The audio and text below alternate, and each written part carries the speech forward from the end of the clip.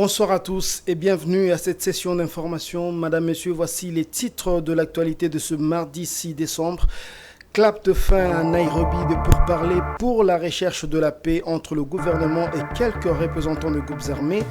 Des recommandations ont été formulées, notamment celles qui consistent pour le chef de l'État à organiser des consultations nationales.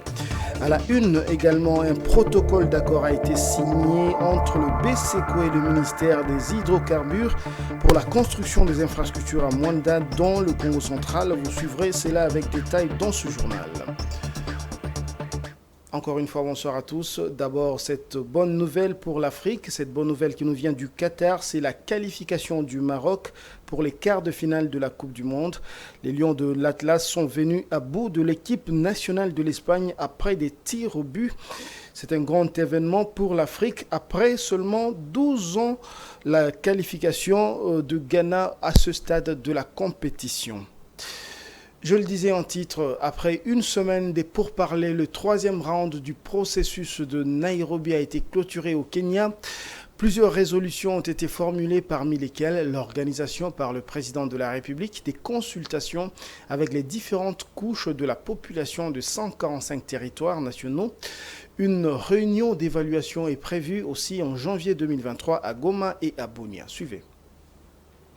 L'équipe finale de la réunion qui a rassemblé une trentaine des groupes armés de l'Est de la RDC et des représentants du gouvernement congolais sous les auspices de l'ancien président kenyan Uhuru Kenyatta. Une réunion doit être organisée entre les représentants du gouvernement congolais et les communautés de la province du Maniema afin de discuter de la manière dont ces communautés peuvent être impliquées dans l'industrie minière de la région et en bénéficier. Le président Félix Tshisekedi devra également organiser des consultations avec des représentants de tous les 145 territoires congolais afin d'offrir des opportunités aux compatriotes de l'Est de la RDC. Le dialogue intercongolais recommande également qu'un appel soit lancé à la communauté internationale pour qu'elle soutienne le gouvernement de la RDC dans la mise en œuvre de la feuille de route issue du processus de Nairobi, y compris le soutien au programme de démobilisation, désarmement et réintégration communautaire et sociale. Tout au long des discussions à Nairobi, plusieurs délégués des groupes armés ont insisté sur le fait que des moyens financiers sont nécessaires pour assurer le désarmement. Certains représentants des rebelles ont expliqué qu'ils avaient déjà déposé les armes par le passé, mais que leur réintégration n'était pas vraiment prise en charge financièrement. En l'absence d'un soutien financier et sanitaire, nombre d'entre eux ont repris les armes.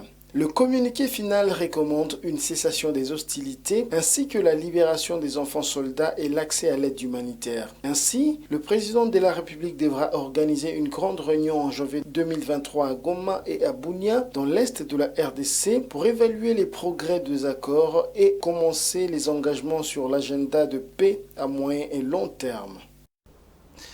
Le rôle du Parlement dans le cadre du renforcement de cadres législatifs pour la paix et la sécurité dans la région de SADC, c'est le thème de la 52e assemblée plénière du Forum parlementaire de la communauté des États membres de l'Afrique australe qui se tient à Kinshasa.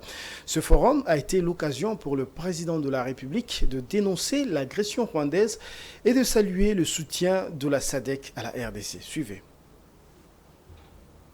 Que ces assises s'ouvrent, comme l'a indiqué l'honorable président de l'Assemblée nationale de la République démocratique du Congo, dans un contexte crucial marqué par l'insécurité persistante dans la partie est de notre territoire, en particulier dans le Nord Kivu, en raison de la prolifération des groupes armés et notamment du Rwanda sous couvert du groupe terroriste du M23 qui s'adonne impunément à des massacres et autres actes odieux consécutifs de crimes de guerre et de crimes contre l'humanité. Parlant de l'agression nous perpétrée par le Rwanda, nous n'avons jamais cessé et jamais nous ne cesserons de condamner cette aventure belliqueuse et ignoble avec la plus grande véhémence. Nous ne cesserons en outre d'exiger le retrait immédiat et sans condition des troupes rwandaises et du M23 des territoires congolais. Cette position est éminemment juste et nous saluons le soutien que nous apportent les pays frères d'Afrique et particulièrement ceux de la SADC. Il est de notoriété publique que ces assises s'ouvrent, comme l'a indiqué l'honorable président de l'Assemblée nationale de la République démocratique du Congo, dans un contexte crucial marqué par l'insécurité persistante dans la partie est de notre territoire, en particulier dans le Nord Kivu, en raison de la prolifération des groupes armés et notamment du Rwanda sous couvert du groupe terroriste du M23 qui s'adonne impunément à des massacres et autres actes odieux consécutifs de crimes de guerre et de crimes contre l'humanité. Parlant de l'agression nous perpétrée par le Rwanda, nous n'avons jamais cessé et jamais nous ne cesserons de condamner cette aventure belliqueuse et ignoble avec la plus grande véhémence. Nous ne cesserons en outre d'exiger le retrait immédiat et sans condition des troupes rwandaises et du M23 des territoires congolais. Cette position est éminemment juste et nous saluons le soutien que nous apportent les pays frères d'Afrique et particulièrement ceux de la SADC. Massacre de Kishiché par le M23 dans le territoire de Rutshuru causant près de 300 morts selon le dernier bilan du gouvernement. On en parle encore dans ce journal. Le gouvernement congolais par le ministre de l'Industrie et ancien gouverneur du Nord Kivu, Julien Paluku, revient sur l'enjeu de cette tuerie. Selon lui, l'objectif du Rwanda et le réseau mafieux qui le soutient est de contrôler les minerais stratégiques congolais, notamment le pyrochlore. Suivez-le dans cet extrait choisi par Fiston Oleko. Maintenant, quand vous voyez l'armée rwandaise aujourd'hui aller vers Kishiché, c'est parce qu'on poursuit la mine de Somikivu qui détient le pyrochlore. Le pyrochlore, c'est les minéraux qui entrent dans la fabrication de fusées. Et c'est recherché à travers le monde. C'est la mine de Somikivu qu'on est en train de suivre effectivement là-bas. Et aller vers Massissi pour contrôler la mine de coltan, parce que nous détenons 60% des réserves mondiales du coltan dans les Massissi. C'est particulièrement le pyrochlore et le coltan dans les Massissi qui fait l'enjeu de la guerre. Et au niveau international, on connaît tout ça, et c'est pourquoi il a le soutien, parce que les réseaux mafieux qui exploitent illégalement les minéraux sont derrière ces entreprises-là. La preuve, c'est que vous avez appris qu'à Kigali, on a ouvert des fonderies d'or. Mais quand les séries ont commencé à revenir en RDC, les fonderies d'or de Kigali ont fermé, parce qu'elles n'étaient plus alimentées par l'or. Et les fondateurs sanctionnés. Hein? Voilà. Donc c'est des questions ça qu'en international, nous devons aider à faire porter dans les bouches de tous les milliers qui doivent écouter les autorités congolaises pour qu'on comprenne qu'il n'y a rien de guerre là-bas parce qu'il y a FDLR, parce qu'il y a haine, il y a guerre, parce qu'il y a coltan, parce qu'il y a or, parce qu'il y a cassitérite, parce qu'il y a wolframite, parce qu'il y a tous ces éléments que Kigali veut avoir, parce qu'il veut avoir 3 types de contrôle sur l'Est: contrôle politique, contrôle militaire, contrôle économique. Dès qu'il n'est pas rassuré d'avoir les 3 types de contrôle, il n'est pas à l'aise à Kigali. Et donc, les autorités congolaises doivent ouvrir l'œil et les bons, et c'est pourquoi on m'a invité pour que je récite à l'opinion toutes ces informations-là à l'intention de la mémoire collective. Alors que les conflits armés et les épidémies de choléra et de la rougeole se propagent à l'est du pays, les enfants congolais sont confrontés à un danger croissant dans cette partie de la RDC.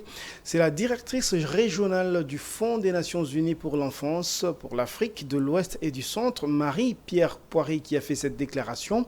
Elle a fait cette déclaration au cours d'un point de presse accordé aux professionnels des médias. Suivez ce récit de Voldi Kengi.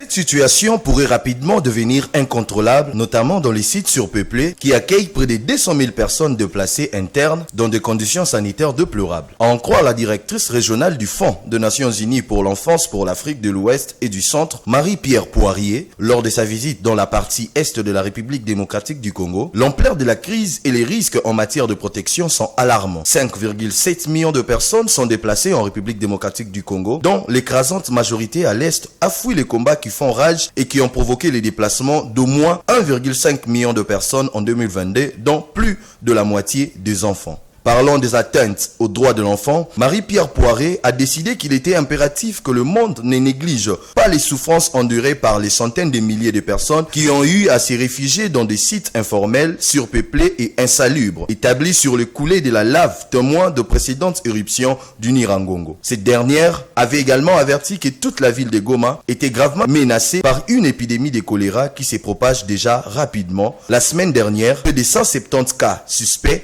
ont été identifiés dans la province du Nord Kivu. La plupart sont des enfants. L'UNICEF, par le biais de sa directrice régionale, avait lancé à son tour à Goma les HAC, l'action humanitaire en faveur des enfants, où elle avait fait savoir que l'UNICEF a besoin de 862,4 millions de dollars pour répondre aux besoins aigus de plus de 8 millions d'enfants congolais. Très préoccupée à résorber la crise humanitaire qui secoue le pays à la suite de la guerre d'agression imposée à la République démocratique du Congo par le Rwanda sous le couvert du M23 et des catastrophes naturelles, notamment dans le province du Nord Kivu, l'Ituri, les Maïndombe, Kwilu, Kwango, la ville de Kinshasa et l'Équateur, les gouvernements de la République et sur tous les fronts pour répondre positivement à l'appel de solidarité nationale lancé par le président de la République, Félix-Antoine Tshisekedi Tshilombo. C'est dans ces cadres que le Premier ministre Jean-Michel Samaloukonde a remis un chèque de 20 milliards de francs congolais, environ 10 millions de dollars américains, au ministre des Affaires sociales, Action humanitaire et solidarité nationale, alors qu'il procédait ce lundi au lancement officiel de la campagne de solidarité nationale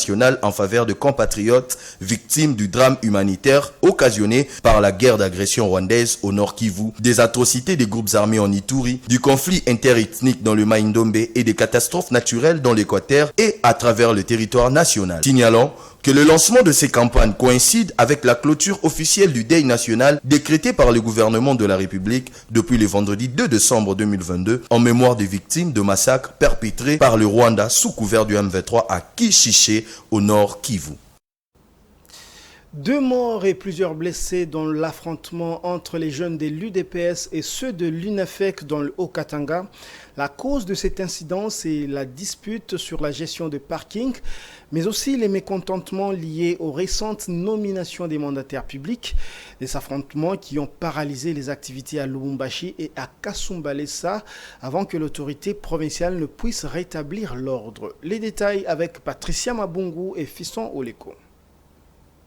Considérée comme capitale économique de la République démocratique du Congo, la province du Haut-Katanga a connu ce lundi 5 décembre un affrontement entre les jeunes du parti politique UDPS et celui de l'INAFEC dans le territoire de Kasumbalesa. À la base, d'abord le deuxième parti politique se dit de ne pas se retrouver dans les dernières nominations. Ensuite, d'après les témoins, les jeunes de l'UDPS dans le quartier Bongonga se sont permis de percevoir des frais de parking de conducteurs, un travail réservé aux jeunes de l'UNAFEC. C'est à partir de là que les altercations ont commencé entre les deux partis et jusqu'à atteindre la ville de Lubumbashi. Ces affrontements ont eu comme conséquence 2 morts et quelques blessés. Les commerces situés sur les avenues Lumumba, Tabora, Maniema, Mwepu, Kampenda et autres lieux sont restés fermés. La police a été déployée sur terrain pour contenir les débordements de ces militants. Après ces affrontements, une délégation sécuritaire mixte conduite par le vice-gouverneur de la province Jean-Claude Canfoy est arrivée ce mardi 6 décembre à Kasumbalesa avec un message de paix. Il a réuni les responsables de ces deux partis politiques avant qu'ils ne tiennent avec eux une grande réunion à l'hôtel Luxfort en face de la mairie de Kasumbalesa.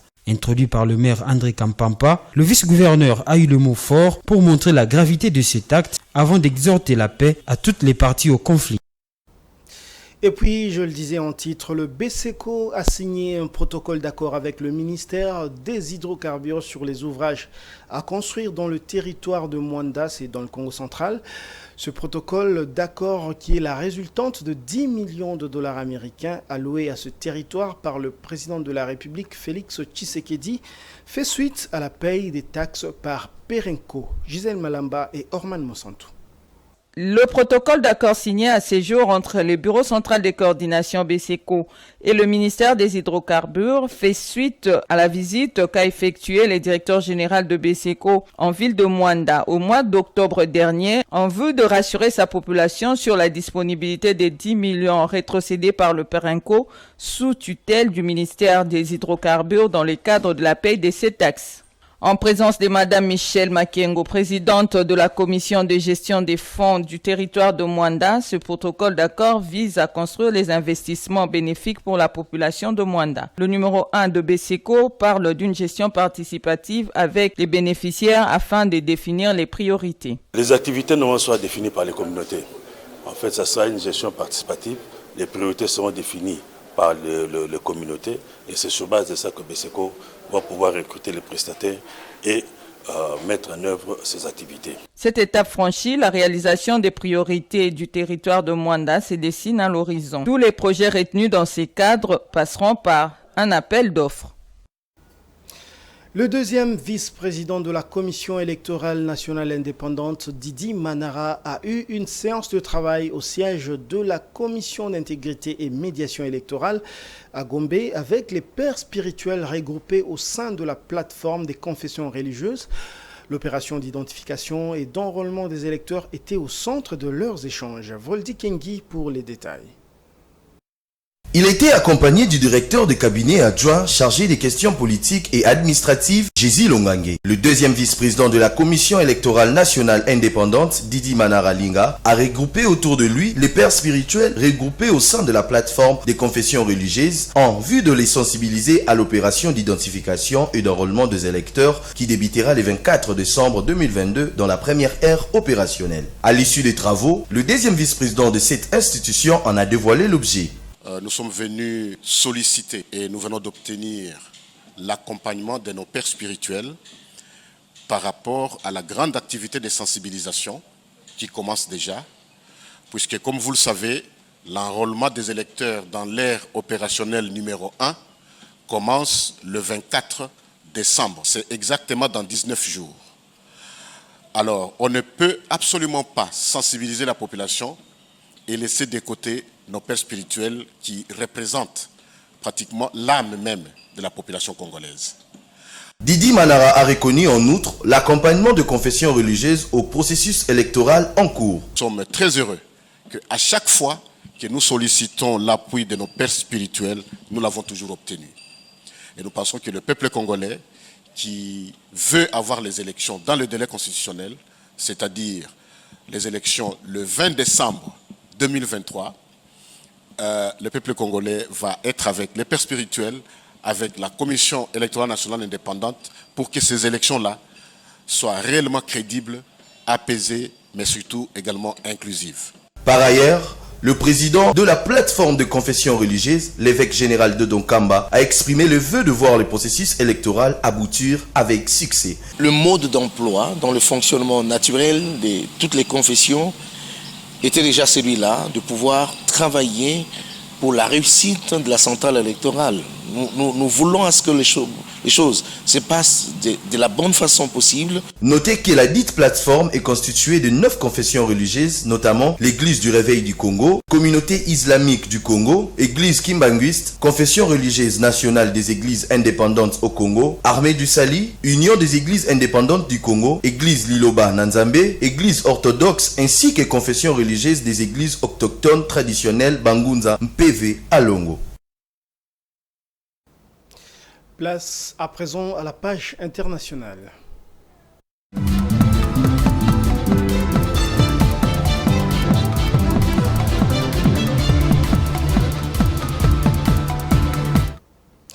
La FinTech est présentée comme le nouvel enjeu du développement de l'économie en Afrique.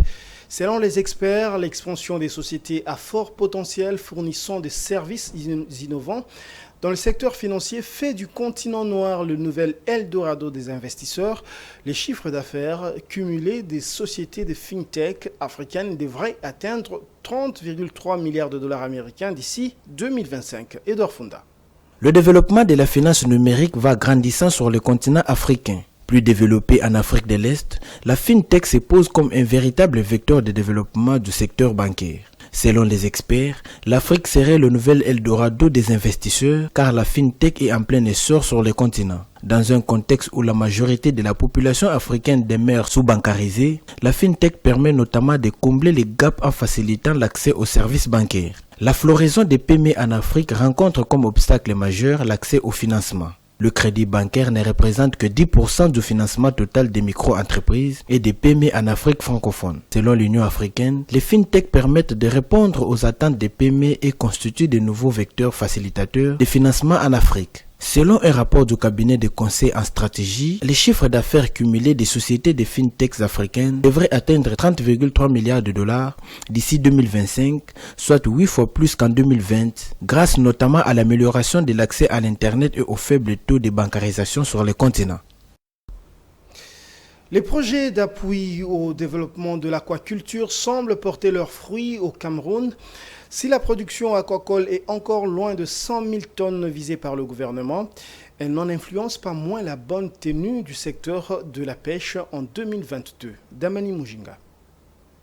Au cours de l'année 2022, le Cameroun a produit 169 740 tonnes de poissons contre 150 826 tonnes un an auparavant. Selon ce chiffre que vient de révéler le Premier ministre au cours de la présentation à l'Assemblée nationale du programme économique, financier, culturel et social du gouvernement pour 2023. Cette production progresse de 13% en glissement annuel. Le gouvernement n'explique pas les raisons de la bonne tenue des activités dans ce secteur, mais elle peut bien être mise sur le compte des avancées que le pays enregistre ces dernières années dans le développement de l'aquaculture, dont les activités avaient déjà cru de 20% en 2021, selon les comptes nationaux publiés par l'Institut national de la statistique. Pour rappel, afin de réduire les importations du poisson congelé qui est, avec le riz, parmi les produits alimentaires qui creusent le plus les déficits de la balance commerciale du Cameroun, le gouvernement a mis en place divers appuis aux aquaculteurs. Ce soutien est notamment déployé à travers de projets et programmes à l'instar du projet de promotion de l'entrepreneuriat aquacole qui a contribué à doubler la production camerounaise entre 2016 et 2019, passant de 5 000 à 10 000 tonnes par an. Dans la même veine, le gouvernement peaufine le programme d'appui au développement de l'entrepreneuriat aquacole. Le lancement des travaux de formulation de ce programme a eu lieu le 22 mars 2022 à Yaoundé, la capitale du pays. Doté d'un financement de 21,3 milliards de francs CFA pourvu par le Fonds international de développement agricole, ce programme va couvrir 5 régions sur les 10 que compte le Cameroun à printemps. Selon le ministère de l'élevage, grâce à divers appuis et autres mesures d'accompagnement de pisciculteurs, ce programme devrait contribuer à booster la production aquacole nationale de manière à pouvoir progressivement atteindre les 100 000 tonnes visées par le gouvernement. Alors que la Russie a déjà tiré plus de 67 milliards d'euros de ses ventes de pétrole à l'Union européenne, l'embargo de cette dernière contre le pétrole russe transporté par voie maritime est enfin tombé, une situation qui, selon certains experts, pourrait avoir un impact négatif sur le marché mondial du pétrole. Enoch Issei. L'embargo de l'Union européenne sur le pétrole russe est entré en vigueur ce lundi 5 décembre. Une sanction très attendue du côté de Kiev qui est censée permettre de tarir l'une des principales sources de revenus de Moscou. Cette décision, actée en mai, après de longues semaines de discussions, ne concerne que le pétrole transporté par voie maritime. Des exemptions avaient en effet été trouvées, notamment pour la Hongrie. Depuis le début du conflit en Ukraine en février dernier, la Russie a tiré 67 millions d'euros de ses ventes de pétrole russe à l'Union européenne. Or, son budget militaire annuel s'élève à environ 60 milliards d'euros par an. L'Europe a déjà adopté plusieurs trains de sanctions contre la Russie en raison de l'invasion de l'Ukraine. Mais pour arrêter de financer indirectement la guerre en Ukraine, elle a mis en place cet embargo sur le pétrole à partir de ce lundi. Aujourd'hui, 2 tiers du pétrole russe consommé en Europe arrive par voie maritime. Le reste est acheminé par oléoduc et concerne pour la plupart de pays enclavés qui continueront à s'approvisionner ainsi. Par exemple, la Hongrie, qui a menacé d'émettre son veto, pourra finalement continuer d'importer son pétrole via l'oléoduc Djourba. Même chose pour la Slovaquie et la République tchèque. Bruxelles leur laisse le temps de réorganiser le système énergétique. Quant à l'Allemagne et la Pologne, les deux pays ont décidé d'eux-mêmes d'arrêter leur livraison via ces mêmes oléoducs d'ici la fin de l'année. Ainsi, les importations russes seront touchées à 90%, affirment les Européens. Pour Moscou, il est néanmoins facile de trouver d'autres acheteurs pour ces exportations par tanker que par oléoduc. Des États membres redoutent cependant que l'exemption de l'approvisionnement par oléoduc ne fausse les conditions de concurrence pour les acheteurs de pétrole. Mais avec cette mesure de l'Union européenne, certains analystes craignent d'une déstabilisation du marché mondial de pétrole. C'est la fin de cette édition, mais avant de la boucler complètement, le rappel de différents titres. Clap de fin à Nairobi des pourparlers pour la recherche de la paix entre le gouvernement et quelques représentants des groupes armés. Des recommandations ont été formulées, notamment celle qui consiste pour le chef de l'État à organiser des consultations. À la une également, vous l'avez suivi, un protocole d'accord a été signé entre le BSECO et le ministère des Hydrocarbures pour la construction des infrastructures à Mwanda dans le Congo central. Vous l'avez suivi dans ce journal. Et puis on va rappeler la bonne nouvelle dans le domaine de sport, la qualification du Maroc aux dépens de l'équipe d'Espagne. Le Maroc s'est qualifié en quart des finales de la Coupe du Monde. C'est la fin de cette édition. Merci de l'avoir suivi et bonne suite de programme sur Géopolis TV.